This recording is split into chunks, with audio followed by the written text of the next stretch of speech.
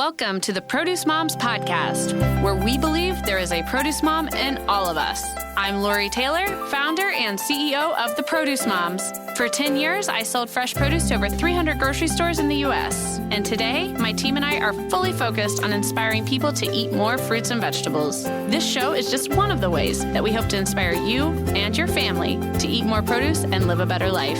If you like what you're hearing on the podcast, join our community of almost 40,000 in all 50 states and over 30 countries by visiting theproducemoms.com/subscribe. And be sure to subscribe and leave us a review on iTunes. Thanks for being here. Enjoy today's show. Hello, everybody, and welcome back. This is the Produce Moms Podcast, and my name's Lori Taylor. And it is such a pleasure to host this show. I'm really thankful for all of your support. Thank you very much for tuning in week after week. Thank you for everyone who has taken the time to like, subscribe, review our show. It means so much. It helps us with our quest to come back at you week after week with great, compelling stories that are rooted in the fresh produce supply chain and in the global movement to get more fruits and vegetables on every table. And today we are welcoming a gentleman. He is with G&amp Farms, Walt Dasher. He's their VP. He's a co-partner. They're based in Glenville, Georgia, which you may not have heard of, but they're just down the road from Vidalia, which I know you've heard of because it's the famous Vidalia onion region. And Walt and the team at G&amp Farms, they grow Vidalia onions. They're in season now. But the reason I was so compelled to bring him on the show is to talk about the unique way that G&amp Farms gives back to the FFA program, the Future Farmers of America organization. And they do that through an annual program known as Growing America's Farmers. And we're going to talk about that today in the episode. We're going to learn more about G&amp Farms, and we're going to learn more about Walt. So with that, Walt, welcome to the show. We're really glad you're here. Thank you. Thanks for having me. Of course. So tell us a little bit more about yourself, about your professional background. How long have you been in farming, and what is G&amp Farms? Well, as a lot of farming families go, I was brought up at an early age with the family business. And so, I can remember, being, 8, 10 years old, following behind my dad's footsteps or following behind him in the fields, around our packing facilities. And so, I was immersed at a very young age in the business and, with my father, as well as my mother, Pam. And, so I was being taught at an early age all the different aspects of how our operation worked, from the growing side of things to then I was, basically pushed to begin working at the packing shed. So, every summer after high school, my job was to work at the packing shed. So, I would stack boxes, bags, load trucks, and that's what I did for probably most of my high school career every summer. And, and it was a great learning, way to teach me, the aspects of the packing side and how we operate with customers and the different customers and the demands and the requirements of different customers. And then, once I entered college, then, after college, I began to travel with my father to see our various customers. And so then my dad began to teach me, basically at the age of 18, 19, how he communicated with our customers, the types of programs, the types of pricing programs that we had with our various retailers around the country. And then, when at the age of 21, my dad sent me on my very first retailer call by myself out to California. And, basically walked in and said, "Hey, here's a plane ticket. This is the guy's name. This is his phone number. This is the address. You're going to fly to Los Angeles next Wednesday, and you'll be there for 4 days. Go talk to them and see what you can do." And so that's how I was taught, at the age of 21, how to interact with customers. So, of course, it was my dad had the mindset that, as the old saying goes, you kick a baby bird out of the nest and make him fly. And so, my dad didn't give me any kind of pointers other than just, hey, go do your thing, go do it on your own. Right. And so that's kind of how I learned that side of the business was basically trial and error. And, And, that was back in, the late 80s, early 90s. And, we have, of course, evolved into a completely different size company than what we were back in those days. And, just like a lot of other companies, things change, technology changes, customer base changes, the way we work with customers changes. So, there's a lot of things looking back, in my career that, we laugh about how, everything used to be done. We took orders over the telephone. Oh, yeah. Then we moved to fax machines. Then we moved to when the internet came around. Then we moved in, to buying portals, and software systems, and it's just been an interesting ride. I will say, well, I worked in the supply chain for 10 years before I went all in with the Produce Moms, and when I was at the sales desk, even in 2005, 2006, 2010, even for that matter, we still had customers that were faxing in their orders. So. Oh, yeah. I'll never forget it, back whenever, in the beginning, everything, we took all of our orders, my mom would, by telephone. Mm-hmm. And our office was actually in my parents' home. They converted their living room into a home office. And so it was my mom, and we had a lady that helped us back in the 80s. And basically that's what they did, was answer the telephone and take orders over the phone. Well, then when the fax machine came around, several of the retail customers that we worked with back then, and we still work with, moved to placing orders by the fax machine. Well, of course, me being, the owner's son, and me being the new kid on the block, my responsibility was I had to be the weekend guy. So, because we would get fax orders Saturday, Sunday, at nighttime, early mornings, and then you had to go in, you had to do a checklist, and you had to refax it back, confirming that you had everything. Well, I would be stationed at this fax machine every Saturday, every Sunday, when I was 18, 19, 20 years old. And my dad's like, you monitor the fax machine. If they come in, you do the checklist and send it back. So a lot has changed since those times. Yeah, I'd say so, in a good way, but what hasn't changed is obviously that family business culture at G&R Farms. I mean, that is what came alive when a mutual colleague that we have in the industry, Melinda, made the recommendation, and she pitched you to be part of the show. I absolutely love what you're doing, Walt, with the Growing America's Farmers program. Thank you. So I want to dive into that. But before we dive into that, I would love for you to explain to folks what G&R Farms grows. Okay.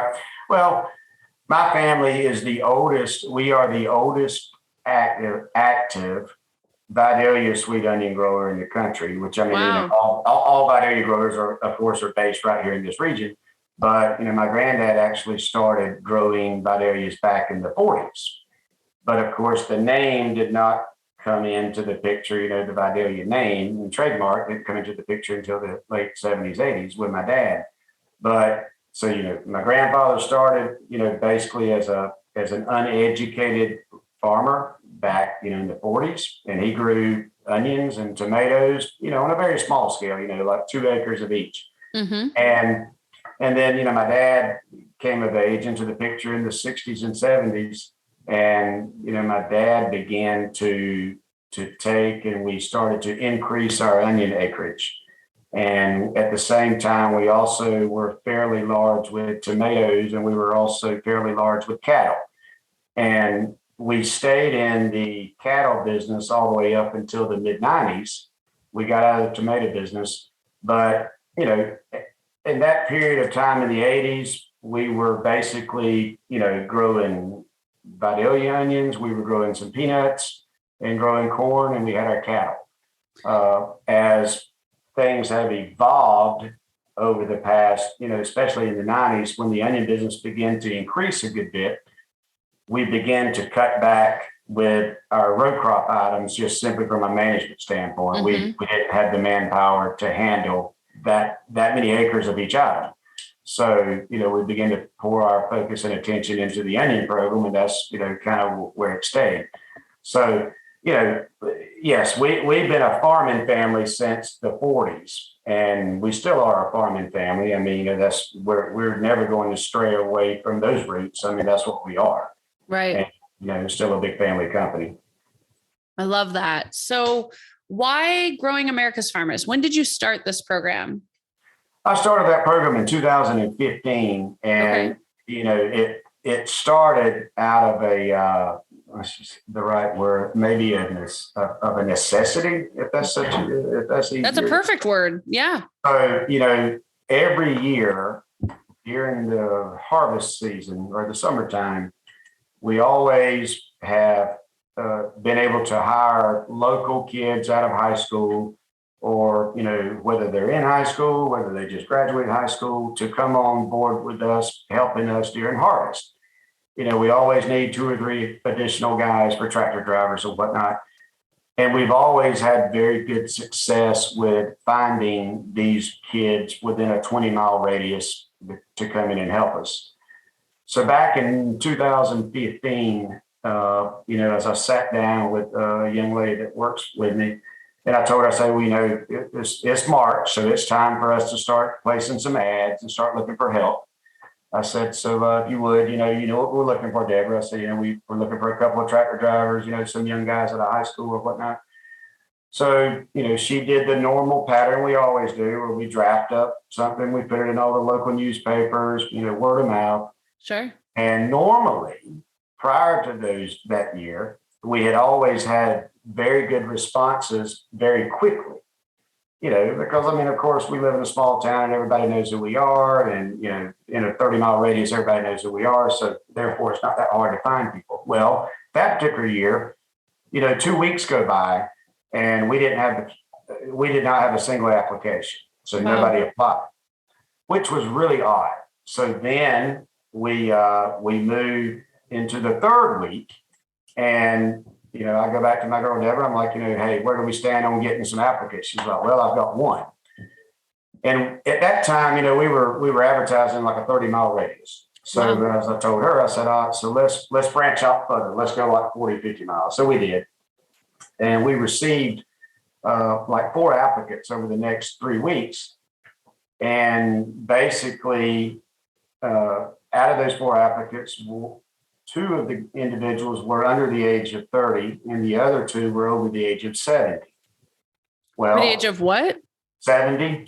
Wow. Okay. Yeah. So, of course, we love trying to cultivate someone that's younger. Sure. Simply from a standpoint where, just because the hours are long, and it's kind of challenging. So, I basically was kind of a little bit puzzled as to why we had not received more attention from the younger sector than we had. Yeah, like the first jobs. Exactly. Yeah. I tell Deborah, I'm like, all right, so go ahead and set up to bring these 2 kids in. Let me interview them.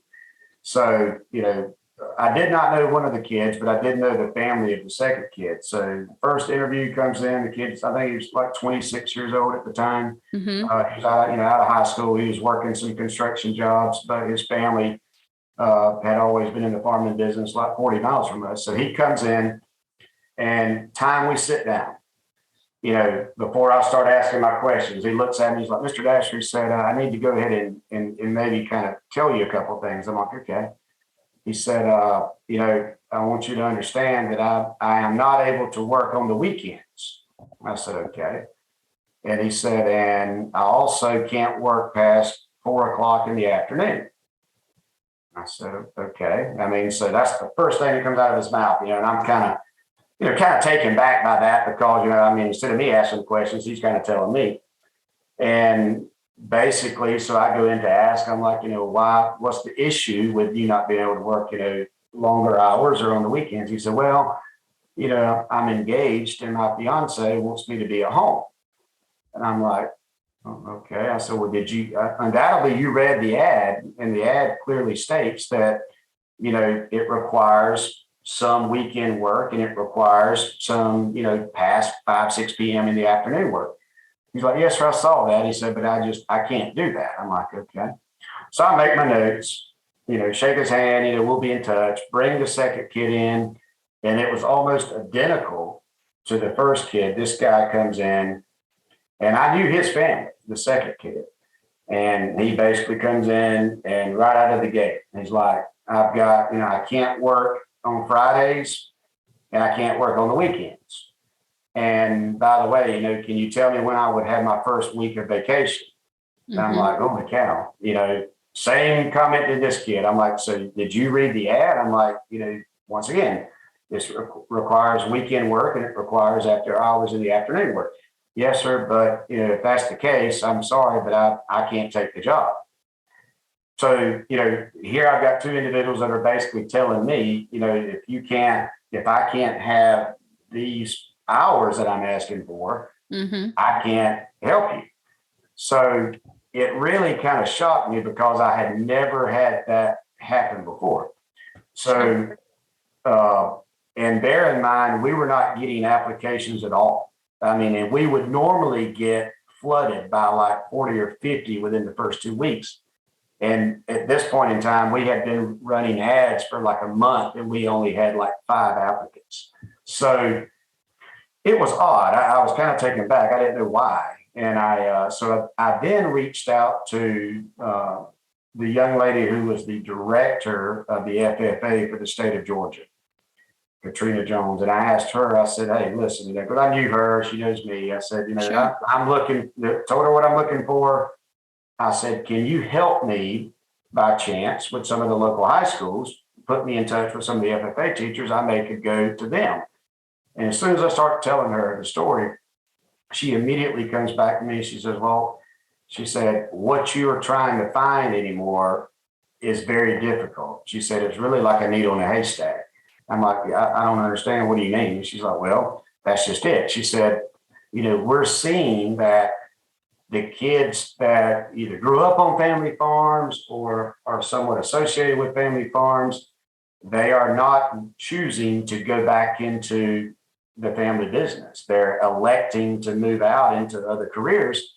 And, nobody wants to do what you do anymore. She's like, now, if you're looking for a kid that, that you need to come in and work with the computer or come in and help maybe with your packing shed or something, she said, I can probably help you with that. She said, but looking for someone that's interested in what I call production ag, which is, driving a tractor, working the land, working with the crops, she said, is becoming a thing of the past. She said, they're just not interested in doing it anymore. So, in talking to her, it really kind of struck a chord in my brain. I'm like, I don't really get this because, I couldn't make myself understand why not, if that makes sense. Sure. Because, we live in a farming community in this part of the state, and it's just a very common occupation. So at that moment, the idea came to my mind after talking with the Georgia director, Katrina. I'm like, I want to try to do something from my end, maybe through the school systems by, advertising within the local high schools through the FFA or something, a fundraiser or something to try to attract attention again from these young kids. Sure. So what started out as just going to be something as simple as doing a fundraiser in surrounding counties, during the season for the FFA, which is what the direction that I originally chose through the state of Georgia, it went very well. So, the first year we basically just, hey, we're going to raise money for these local counties through we're going to sell some bags. We're going to donate all the money to the county FFAs. And at that time, I had not created a name of Growing America's Farmers or anything like that. Well, after that year, it was basically picked up on by the national FFA office when they saw what we did in the state of Georgia. So I was contacted by an individual from the national office asking me if I would have an interest in possibly trying to do something like this in another state. And of course, one thing led to the other.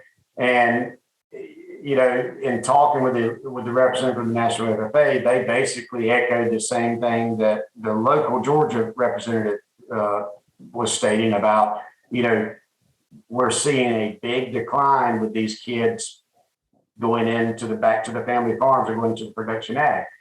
So at that point in time, is when I began to think, all right, what could I do, to raise awareness through the retail industry that we have a problem, if that's the case, because if you don't have the next generation and the next generation of kids going back to their family businesses or starting new farming operations, we're going to have a problem, in 20 or 30 years. So, worked out a lot of the legalities with the National FFA. My wife and I and my kids come up with the name of Growing America's Farmers, which is what I truly believe that it is we're trying to cultivate the next generation of American farmers. And we embarked on a program with a retailer that allowed us to essentially take the program. We created our own packaging, created our own point of sale material to put in their stores, and basically embarked on a fundraising program to try to raise awareness through the retail industry that, hey, the days of the young American farmers continuing on the legacies are becoming a thing of the past. Yeah. Wow. What an incredible heritage that this program has. So this entire inception occurred around the 2015 timeline. Okay. This program's still in place today in 2022. With many retailers from coast to coast. Okay. So that's amazing. So you've also grown from that one pilot relationship to now You've got many retailers participatory in the Growing America's Farmers program. That is correct. Okay. That's amazing. And, as you were talking about the production agriculture, I do think as we evaluate agriculture of the past, the way teenagers were getting income in the past to the way that they are now, like I grew up in Indiana, and I think I graduated from high school in 1999. I feel like the majority of my classmates and our very first job was detasseling corn in Indiana, and we'd go make cash, and we'd go after volleyball practice.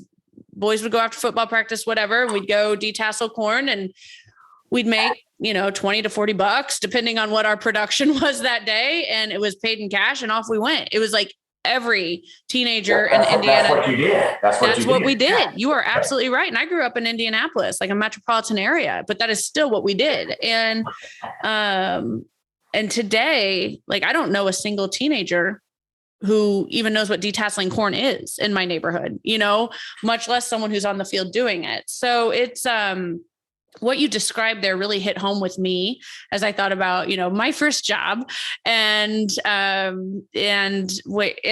what's, what the climate is today. I mean, the future of America's farming and production agriculture undoubtedly looks very different than what and what I experienced when I was on the farm and literally just working a couple weekends a year. Like I didn't work the way that you did, Walt, but it is, the future is very different in farming, but it also, I feel like is very exciting. I mean, what we're going to be able to do and what programs like Growing America's Farmers is empowering.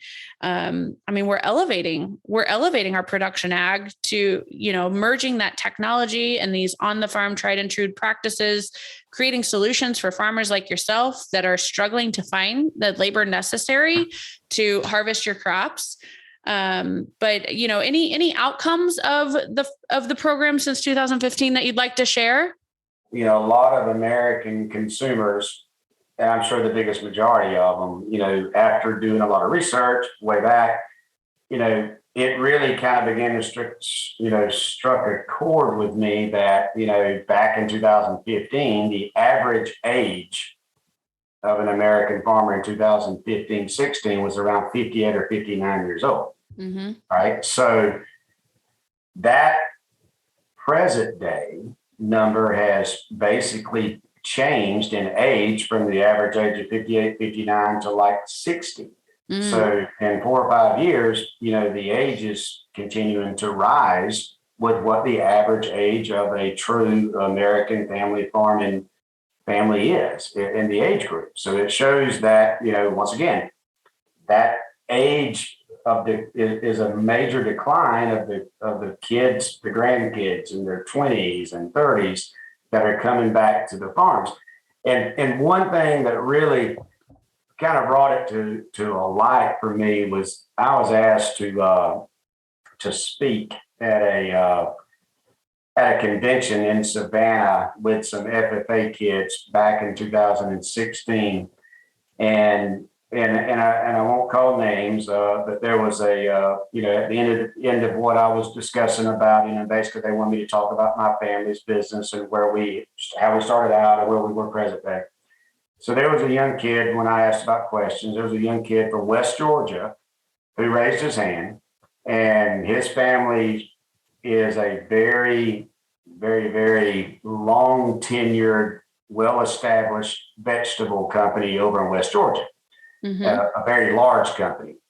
So, when he raised his hand, introduced himself, as soon as I heard his name or, his last name, I'm like, well, holy cow, I know your dad, he one of the owners of X. And he's like, yes, sir, that's right. And I'm like, well, what are, you just graduated high school. So what are your plans? I mean, surely you would think, because this is a very well-established company, that he's going back to take it over. And basically he went on to tell me, he's like, well, no, sir, he said, I'm going on to University of Georgia to accounting school. And I'm like, okay, well, and I get it. I mean, I'm like, all right, go off and get your education, but then of course you're going to come back, and then with an accounting degree, it'd be great, to come back into your company. I said, so I guess the plan is that you're going off, you get your accounting degree, you'll come back and, start to take it over. Because the backtrack a second, the kid that I am talking to is the only boy of the entire family that would be an heir to come in and take this company over. So I mean, he was basically the chosen one to do it. Mm-hmm. Well, when I asked that question about him coming back, he's like, he kind of hung his head. He's like, no, sir, I guess I'm going to pursue a field in accounting. And I'm like, oh my God. I'm like, why? Because I couldn't get it. Because I mean, here you are, you have a golden ticket platter right in front of you that, they sell every retail company in the country, already established, very well respected. And his exact words, and this is what really kind of prodded me to go with it, was as soon as I told him I was in shock that he wasn't coming back, he's like, well, Mr. Walt, he said, I understand, what you're saying about how, there's a need for people such as my age group to come back and continue their family companies. He said, but he said, do the American retail companies truly care about where the product comes from? And I said, sir. And he said, I'm sorry. He said, but no offense to you. He said, but I just see that true American farming companies are going to be a thing of the past because the retail industry could care less where the product comes from. He said, they don't, then he starts calling retailers names, a lot of the big ones. He's like, these companies don't care if it comes from America. They don't care if it comes from Asia or Mexico or whatever. He said, so why should I want to come back to my family's business when the retail industry doesn't support me? He said, they don't empowering it. So that was a 2016? That was in 2016. Yeah. That's correct. Okay. And so that really, really hit me upside the head in a hard way because, I knew that what he was saying was incorrect. And, and as I went on to tell him, I'm like, that's where you're wrong. I said, that's just it. He said, I can promise you, and I can't call retail names, but I'm 100% positive, with a couple of the companies he called out, I'm like, the only reason they buy product in Mexico or the only reason they buy product in another country is because they can't source enough of it locally or domestically. I said, so your mindset is completely wrong. I said, if that's what you truly think, you're wrong. I said, because if the product was able to be sourced locally in America, they would buy everything that was available. Mm-hmm. I said, but there's not enough production. I said, so they have to go to other countries. Don't get me wrong. You have different climates and different weather patterns, so you can't always do everything. But the mindset that he had was only with one individual. So I'm sitting here thinking to myself, if other kids in his same position around the country had this same mindset, that they feel like the American retail industry or the American consumers don't truly support American agriculture, we got a problem. I mean, we had a dire problem on our hands. And it just, when I was driving home that afternoon, I could not get that out of my head that he felt this way, and I'm like, I wonder how many more. And I did. I told this story to several of my retail company partners, what he said. I said, this kid feels like that the American retailers don't support American agriculture. And every one of them had the same answer. They're like, he's wrong. And I'm like, I know he's wrong, but that's what they feel like and they think. We have to change this perception. We have to get these kids excited, and we have to get the consumers excited and get the consumers to help support the kids so the kids understand there's truly a future for them down the road. Yeah. And, Walt, I think another big thing is just kind of out of sight, out of mind, the whole people not realizing they don't understand the farming economy. They don't understand the supply chain. They don't understand what the face of American agriculture looks like today. And they feel very disconnected from the farmer at point of sale. So that's another reason why your program, when it was, presented to me by Melinda, that's another reason why it was so compelling and something that I wanted to spotlight here on this show. So the program's been in market or active since 2015. Today, you've expanded, as you've said, to multiple retailers nationwide, coast to coast. What does the give back look like at this point? In terms of what? Like in terms of what kind of programming, what type of, how has FFA benefit, what does their benefit look like thus far since the 2015 inception? Well, once again, so, every retail company is different. And of course, anytime you present any type of program, such as a foundational type structured nonprofit type program to retailers, there's a lot of legalities you have to go through with what companies can legally do and can't do. Mm-hmm. By the grace of God,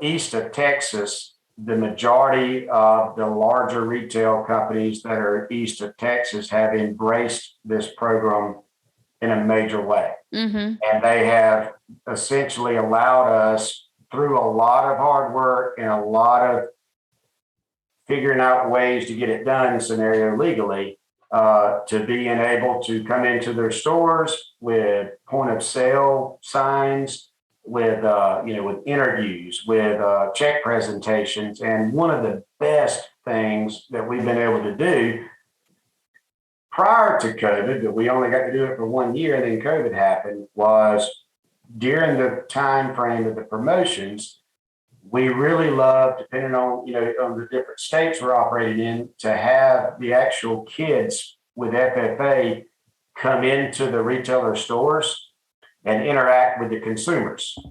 That's cool. And so when COVID hit, of course, it stopped all that. So now, this current year, 2022, we have been given the permission with most everybody to go back to doing that again. And it is absolutely phenomenal to watch these kids interact with the consumers, because the consumers love it. And it's so educational for both sides, because the kids are there with their blue jackets on. They stand around the display that we build. And essentially, you will have lines of consumers, 10, 15, 20 people deep, waiting to get to talk to them. Sure. And they get to ask them their questions, hey, where's your family from? What are your future plans? And what it's done with all the different states, every state's different, but there are several big key states for us where the retailers have really allowed us to take this program and expand it across the entire state and really advertise it through social media, through all their marketing channels, through the news flyers. and with the kids in their stores and interacting with their consumers. So what started out as a promotion that we would run for 30 days, now we're actually running it for like 90 days with most of the retailers. And so therefore, it's simple math. The longer we run the promotion with the retailer, the more money that is generated for that particular state. It just simply because it's all based on the volume of units sold. And now most all the retailers understand that, and they're like, well, if we, hey, we need to be doing this for a longer time period. We can generate more money, for the scholarship programs. And so what we're able to see now is a lot of the kids that we were able to help financially back in 2015 and 16, believe it or not, we have the data that shows a very large percentage of those kids are continuing on with the field that they selected they were going to do. Wow. And that was really one of my kind of pet peeve criterias was, I'm not going to give the money unless we have something that basically, I don't want to use the word force, but if I'm going to give you this donation for a scholarship, I got to have something that promises me that you're going to stick it out for at least 4 or 5 years. Yeah. And we're starting to see that. And I think the biggest thing is what I really has warmed my heart is the letters that I get back from these FFA kids thinking they're so grateful to the retailers because, there's 2 particular retailers that we work with that are very large retailers that will actually have some of their executive staff come in during the promotion and they will interact with the kids. And so, the kids have never had an opportunity like this to basically be, face to face with an executive vice president of a Fortune 500 company. And these executives are just embracing these kids and telling them how much they're supporting them and, hey, stick it out. This is what we need.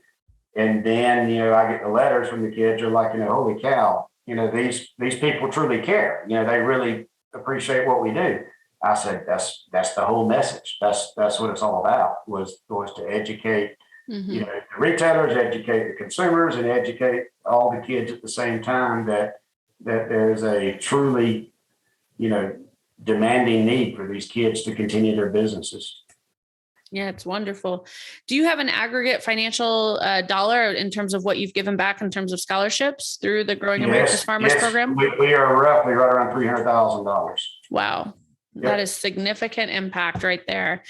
And then what we're seeing now is, because yes, it can take years to get a program established, but we are now receiving communications from other produce suppliers, such as potatoes, tomatoes, that are wanting to join in with the promotion and help support it. So once you have that happen, then the dollar amount can just really multiply.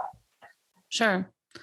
Yeah, that's amazing. So you mentioned the way that the program changed in light of the COVID-19 pandemic. Some of that grassroots point of sale with the students in store obviously had to take a hiatus.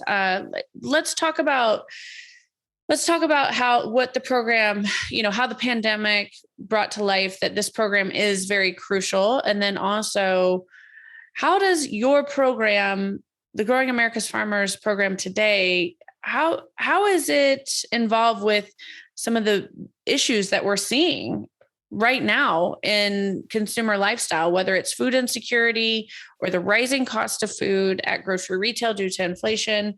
How is Growing America's Farmers even more important now? Well, when the COVID pandemic hit, take the Growing America's Farmers out of the equation, but we began to see, like we expected we would see from our retail customer base, when all that started happening. So here comes what I call all the new challenges, the new requirements from our retail customer industry of things that we had to start doing differently, whether it be with the packaging, whether it be in the way we shipped product, transportation, with the way that the products were displayed in the stores, because now all of a sudden, all retailers are scared to death about this pandemic and everybody wants to try to keep it at bay. So we were immediately thrown into a situation where there was a lot of changes that we had to do with the way we shipped product, the way we packaged product, and the way we documented product. So, of course, that was to be expected. And, of course, we were able to adapt to it really easy. So in saying that, moving into the Growing America's Farmers program, we really took that opportunity to kind of take it up a notch in our advertising that, hey, folks, we're dealing with a pandemic that nobody's ever even heard of, and nobody's ever can imagine the magnitude that it has impacted our lives. So more than ever, if you ever are concerned about, the safety of the food source, this is why it is so critical that we know more about our food source and where it comes from. So, we really wanted to start driving home to the retailers and to the consumers. You need to ask questions. You need to know, we want the consumer to know, this product, that our onions were grown in a certain field. We want them to know the day they were harvested. We want them to meet us. We want them to know us. We want them to be comfortable with who we are, to feel safe. Well, when you throw it into the Growing America's Farmers equation, then even more so is a reasoning why, when you're dealing with a worldwide epidemic, we need to truly know that our food source is safe and that we can produce it right here in America. You don't have to go outside the box, so to speak, and source product from a country that you have very little knowledge of, or very little, much less knowing, the actual specific details. But through Growing America's Farmers, we can actually, you can actually, meet the kids or meet the family that raised the cattle, that raised the beef, raised the pork, raised the chicken, raised the tomatoes, and truly that it's safe and where it came from. So, I hate it that it took a pandemic to kind of really bring it to the surface, but it really showed that more than ever, there was a need for the American consumer to be comfortable and know where their food source comes from. Right. I agree with you. And consumers can expect the Growing America's Farmers onion program. It's on shelf now, correct? Well, we start the season. We'll start our Vidalia season April the 12th. And the Growing America's Farmers program will start the 1st of May. It will operate basically, through multiple retailers east of Texas to start for the month of May and June. And then west of Texas will operate basically June and July. So just simply a little bit different time frames. But, once again, consumers can go into your local retailer and you'll be able to see the point of sale signs. You'll be able to see the customized packaging that tells a little bit about the story.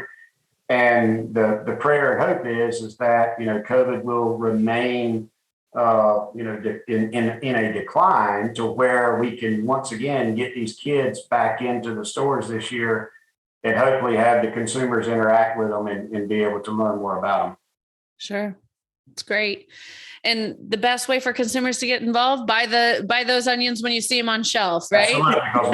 Absolutely, because 100% of the proceeds go back. Every retailer is different.